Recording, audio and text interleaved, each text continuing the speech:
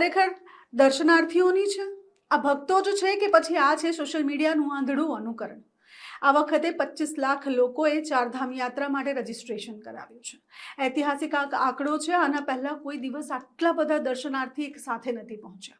12 કલાક સુધી લાઇનમાં ઊભા રહીને લોકો ગંગોત્રી યમનોત્રીના દર્શન કરી રહ્યા છે. કેદારનાથ લોકો જઈ રહ્યા છે, જ્યાં 16 કિલોમીટરનો એવો ટ્રેક છે જેને પૂરો કરવો એટલું મુશ્કેલ છે કે જેની કોઈ વાત નહીં. ઇન્સ્ટાગ્રામ, યુટ્યુબ અને એવા સોશિયલ મીડિયા ઉપર લાઇક્સ અને વ્યૂઝ માટે હવે લોકો ભગવાનને પણ નથી છોડી રહ્યા. લોકોને એવું લાગે છે કે ભગવાનના મંદિરે જઈને ભગવાનને કેપ્ચર કરીશું એટલે લાઇક અને વ્યૂઝ પણ આવશે. ઘણી વખત તો એવું નજારો જોવા મળે છે, એવું દેખાઈ આવે છે કે ભગવાનના મંદિરે આરતી થઈ રહી છે ને ક્યાંક પહાડમાં કોઈક એક રાઉન્ડ બનાવી દે છે અને કહે છે કે ત્યાં શિવજી દેખાઈ રહ્યા છે. આ લાઇક અને વ્યૂઝ માટે આટલો દોડ શા માટે કરવો પડે છે તે જ નથી ખબર પડતી. વાત એ છે કે આ ભગવાનને જે નથી છોડી રહ્યા તે લોકો અત્યારે કેદારનાથમાં પહોંચ્યા છે અને કેદારનાથમાં માણસો કરતાં વધારે મોબાઈલ અને ફ્લેશલાઇટો દેખાઈ રહી છે. ભક્તોના હાથમાં કેમેરાસ દેખાઈ રહ્યા છે. એક સાથે કતારોમાં ઊભેલા લોકો જરાય ચૂકતા નથી એક પણ મોમેન્ટ કેપ્ચર કરવા માટે અને ફટાફટ કેપ્ચર કરીને બેક ટુ બેક તે લોકો પોતાના ઇન્સ્ટાગ્રામના રીલ્સમાં અને યુટ્યુબના શોર્ટ્સમાં નાખી રહ્યા છે. વાત તો એ છે કે પ્રતિષ્ઠા માટે જે આજકાલ લોકો ભગવાનનો સહારો લઈ રહ્યા છે તે લોકોને આધ્યાત્મતા અને તીર્થયાત્રાની આસ્થાને ઠેસ પહોંચાડતા હોય તેવું નજર આવે છે. ગુજરાતની જ્યારે આપણે વાત કરી લઈએ તો ગુજરાતમાંથી 80% લોકોએ રજીસ્ટ્રેશન કરાવ્યું છે. સૌથી મોટો ભાગ સૌરાષ્ટ્રનો છે. આપને પહેલાં પણ અમે જણાવી ચૂક્યા છે. હવે ત્યાંનું તંત્ર શું કરે છે તે સૌથી મહત્વની વાત છે. ત્યાં જે યાત્રાળુઓ છે તે દર્શન કર્યા વગર પાછા જઈ રહ્યા છે.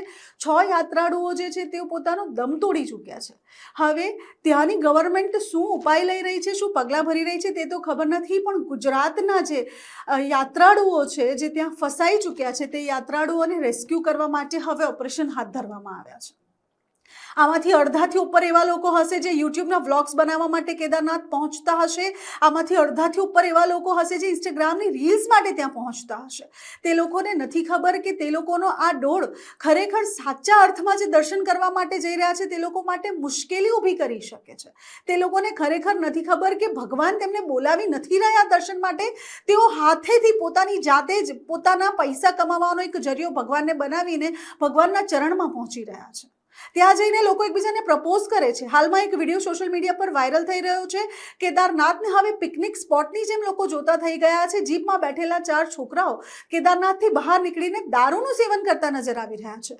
આ ખૂબ શરમજનક વાત છે કે જે તીર્થ સ્થાન છે જ્યાં પહોંચવું નામુમકિન વાત હતી તે જગ્યા ઉપર અત્યારે ખોટા દોડ થઈ રહ્યા છે. જે લોકો ફસાઈ ચૂક્યા છે, જે લોકો 25 કિલોમીટરની લાઇનમાં ઊભા છે તેમાં ઘણા ખરા એવા છે જે ખરેખર ભગવાનના દર્શન માટે તરસી રહ્યા છે, પણ ઘણા એવા પણ છે જે લોકોને ભગવાનના દર્શનથી કોઈ જ લેવા દેવા નથી.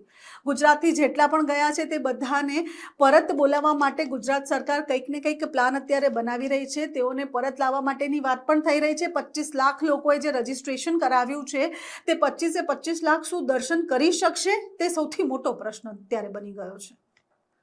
આ બધું જોઈને ભગવાનની ભક્તિ ક્યાંક મરી પામી હોય તેવું લાગે છે. શું લાગે છે આપને? આ ખરેખર ભક્તિ છે કે પછી કમાવાનો એક જરિયો બનાવી દીધો છે ભગવાનને પણ? કમેન્ટ કરીને જરૂરથી જણાવશો.